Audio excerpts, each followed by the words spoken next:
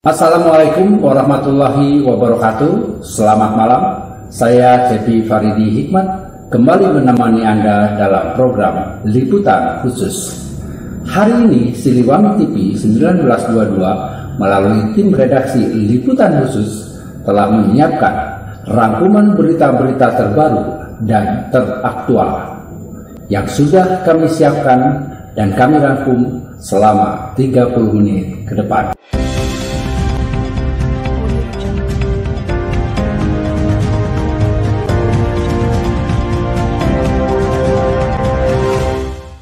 Dr. Kun Nurah Hadijat mendapat dukungan dan usulan dari berbagai kalangan untuk menjadi wakil menteri.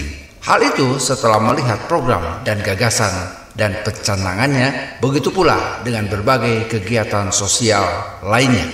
Dr. Kun Nurah Hadijat, Bendahara Pejuang Siliwangi Indonesia 1922 Provinsi Jawa Barat untuk masa periode 2021-2026. Dr. Kun Nurah Hadijat merupakan salah satu dari pengurus Pejuang Siliwangi Indonesia 1922 Provinsi Jawa Barat. Beliau dipercaya untuk memegang Bendahara Umum Pejuang Siliwangi Indonesia 1922 di Provinsi Jawa Barat.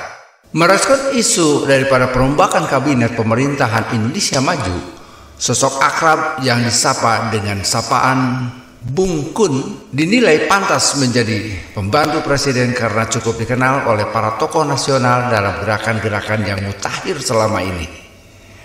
Pria kelahiran Kota Bogor ini diantaranya didukung oleh Pejuang Siliwangi Indonesia 1922 Provinsi Jawa Barat dan juga oleh Fahrudin dari Presidium Indonesia Maju agar menjadi wakil menteri untuk mewujudkan Indonesia Maju.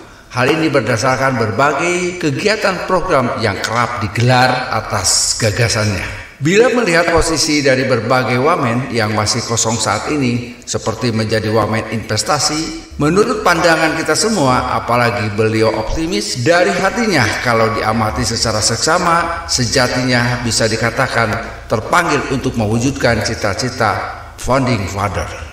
Dr. Kun memang cocok, semoga Bapak Presiden Republik Indonesia dengan kebijakan atas hak prerogatifnya bisa menunjuk beliau sebagai wamen di salah satu Menteri Indonesia Maju. Dr. Kun memang cocok, semoga Bapak Presiden dengan kebijakan hak atas prerogatifnya mau menunjuk beliau, ujar Fahrudin saat ditemui di rumahnya kawasan Menteng, Jakarta Pusat. Di tempat yang sama, Sekretaris Pejuang Siliwangi Indonesia 1922 Provinsi Jawa Barat, Dr. Andes Cepi Faridi Hikmat, turut angkat bicara menyikapi figur lulusan S1 dari Fakultas Ekonomi Universitas Indonesia ini. Menurutnya, Dr. Kun saat ini layak dan pantas bahkan menjadi menteri sekalipun bila melihat sepak terjangnya.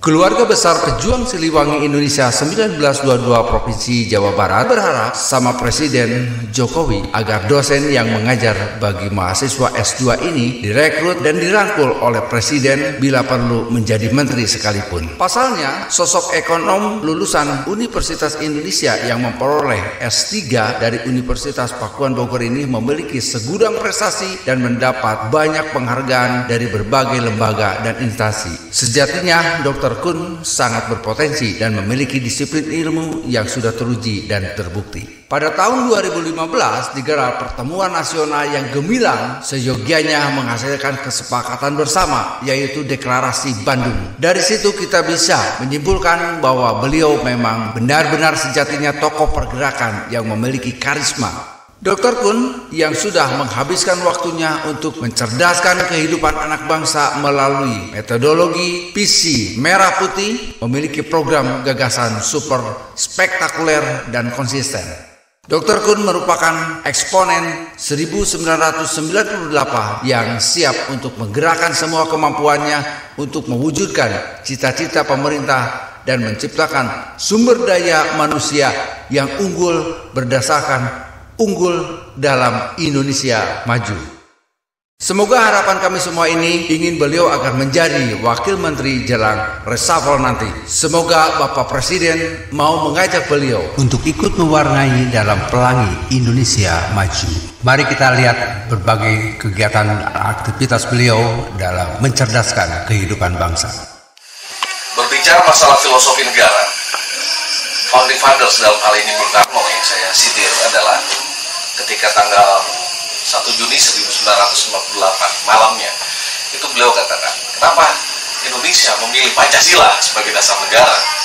Karena beliau mengutip, the national unity can only be preserved upon the basis which is larger than the nation itself. Persatuan nasional suatu bangsa hanya dapat dikekal-abadikan apabila diletakkan di atas dasar yang lebih luas dari bangsa itu sendiri. Dan beliau pun ini mensitir dari ahli filsafat dunia tentang negara, entah siapa. Nah, perihal filosofi itu, ternyata yang lebih luas dari bangsa Indonesia itu sendiri adalah ketuhanan. Ketuhanan yang Maha Esa.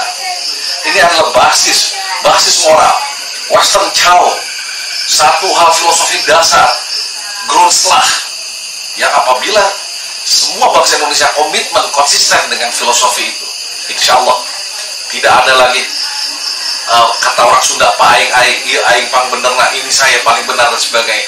Yang ada egosentrisme hilang, diminimalisir minimalisnya, sehingga yang terjadi adalah gotong royong, empati, tepo saliro, dan apapun butir-butir Pancasila yang waktu itu di P4 zaman Pak Harto berkuasa, itu outputnya hanya kelemahan dari metode yang didoktrinasikan oleh yang Orde Baru dalam bentuk P4 adalah sistemnya doktrinasi dengan tiada mengurangi rasa hormat kepada Pak Harto dan rezim Orde Baru. Beliau mempertahankan Pancasila, filosofi negara dengan baik, hanya sistemnya adalah doktrinasi. Yang kita perlukan adalah filosofi bangkit kembali, filosofi bangkit dengan satu metodologi, entah apapun namanya. Yang penting rasa ketuhanan yang Maha Esa, bahwa setiap manusia menurut Islam harus berserah diri, menurut Kristen hilangkan kedagingan, untuk Hindu Buddha dan semua harus berhati kepercayaan. Itu yang penting.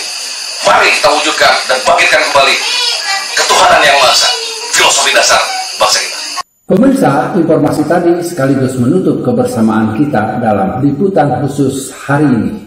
Saya Cepi Fadi Nikmat, mewakili tim redaksi dan seluruh kerabat kerja yang bertugas mengucapkan terima kasih atas kebersamaan Anda.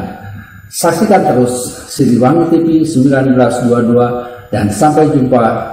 Salam Siliwangi Jiwa Raga.